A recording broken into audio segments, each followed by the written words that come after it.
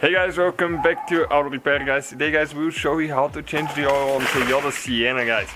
We're talking the model, the generation from 2011 up to current probably 16-17. So this is a V6 3.5 engine. Okay, so stay with us and we'll show you how to do an oil change, what we're going to need and what you need to address. So far we need oil and I'll show you, we'll check the manual. Where to see how much oil exactly you need, because some years might differ. So if you guys open the manual, okay, and you go to page 739 for this specific year, okay, you can check your engine, okay. If it's I'll show you where to find the letters for the engine in 1 minute. Ours is the 2GR, which is the 3.5 V6.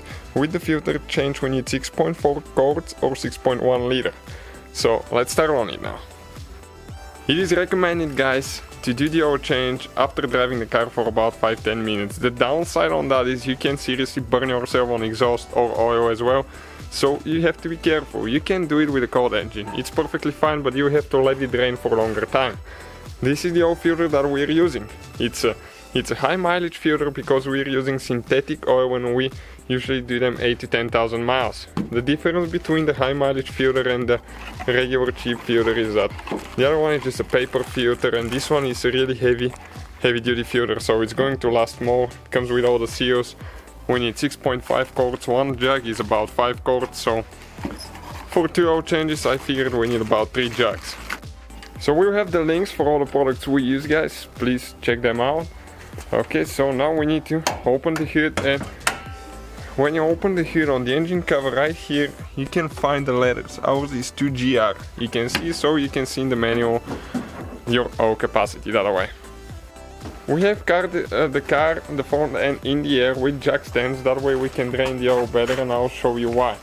The oil plug, okay, let me see if I can get in there. Okay, you can see this is the oil plug, okay, right there. And this one is with a 14 mm socket in our case.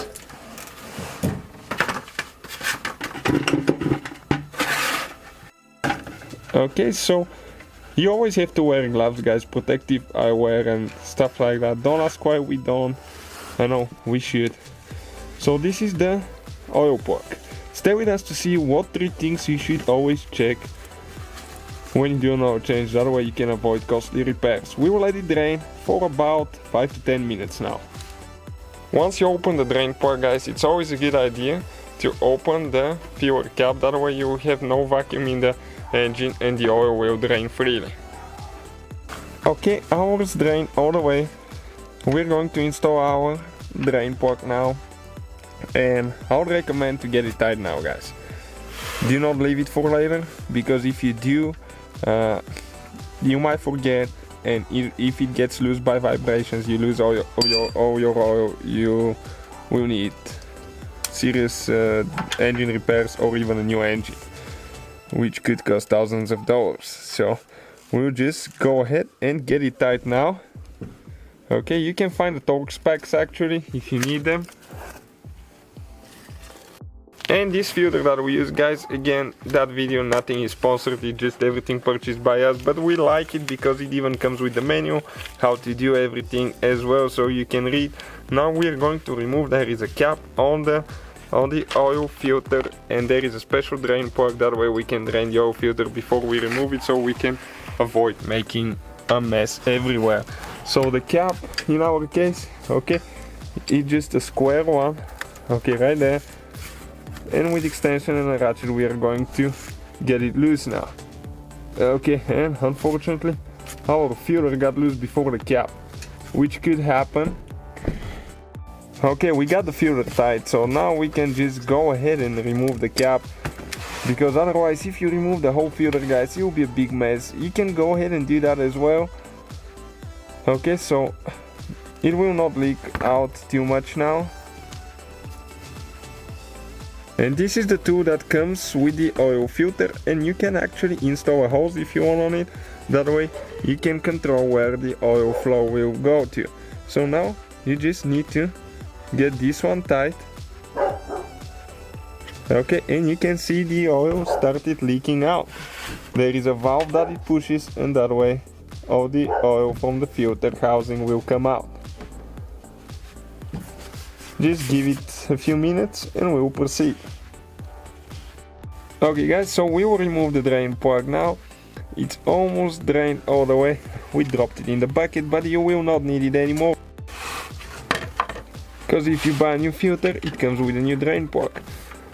And now there is a special tool for the filter housing removal. In our case, we don't have it. You can purchase it, but we don't have it. We use just regular filter pliers that we have here. Okay, and if you grab it good, you'll be able to take it out, but in some cases, if it's very tight, you will not be able to. I'll show you how tight it needs to be, and when you have the tool, you can actually use the torque wrench, and I'll share the torque specs with you for the oil filter housing if you need them. Again, wear gloves. Okay guys, it's almost out. We have a video how to reset the message, oil change required, maintenance required inside the vehicle, that annoying message that always pops on the screen and the dash.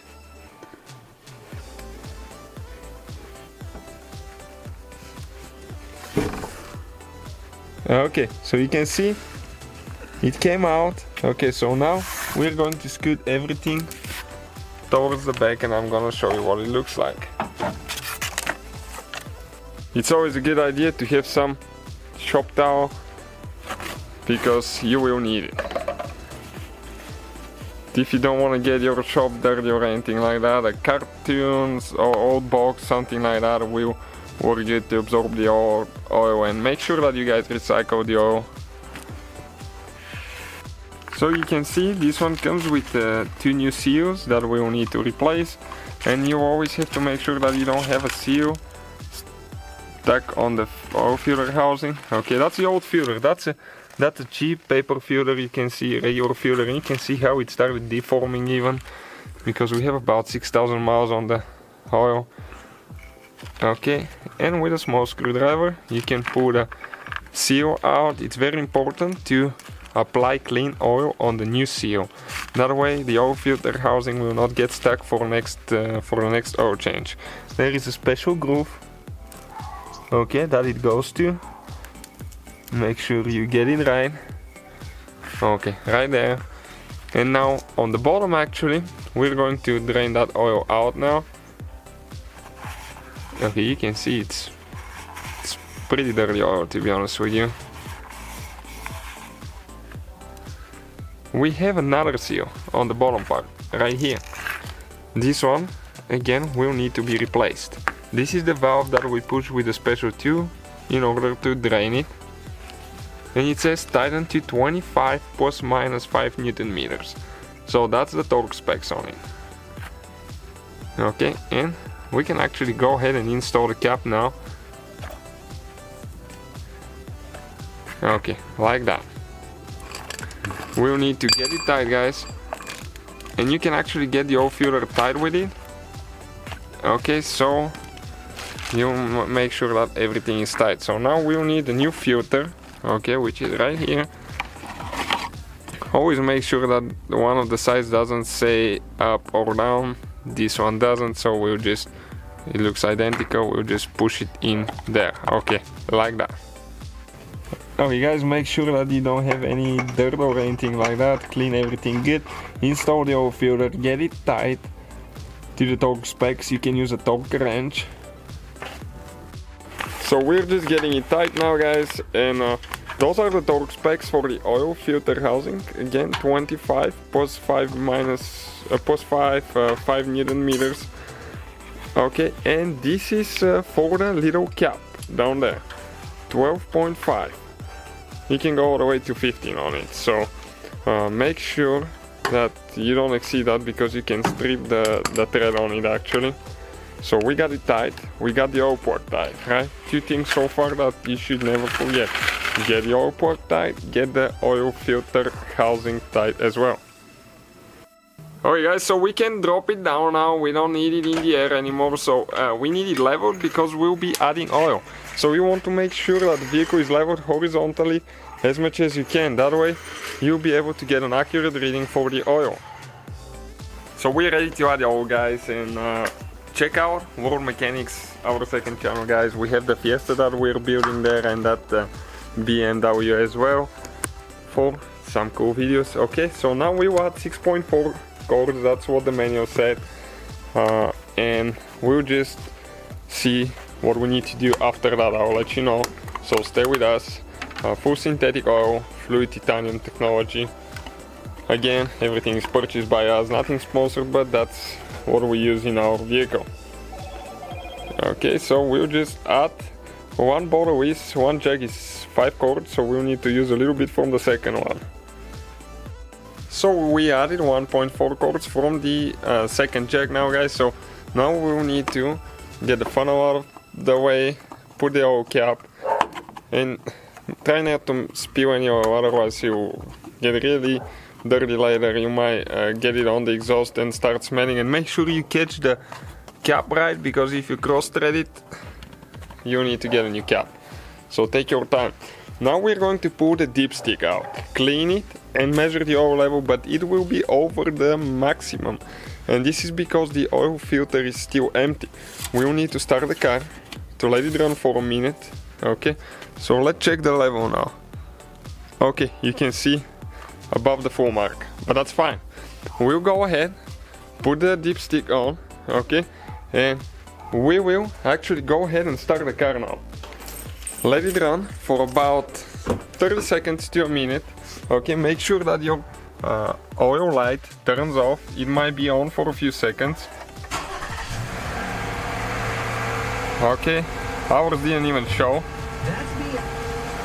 Okay, so we'll just let it run for a little bit. Okay, we'll turn it off and let it stay for about 5 minutes before we check the level again, that way we can get an accurate reading. Okay, it's been about 5 minutes, so we'll put the dipstick guys, wipe it, and we'll need to put it again so we can get an accurate reading. Again, make sure that everything's leveled. Okay, we're ready to pull it now. Okay, and let's check. Okay, right at the maximum right here guys. So that's good, but try not to exceed the maximum. We will probably even recommend putting 6 cords and check it better be a little bit below the maximum, because if you add a little bit too much oil, what could happen is you could actually damage the catalytic converter, because the excessive amount of oil will try to burn through the exhaust. So thank you for watching guys, see you next time.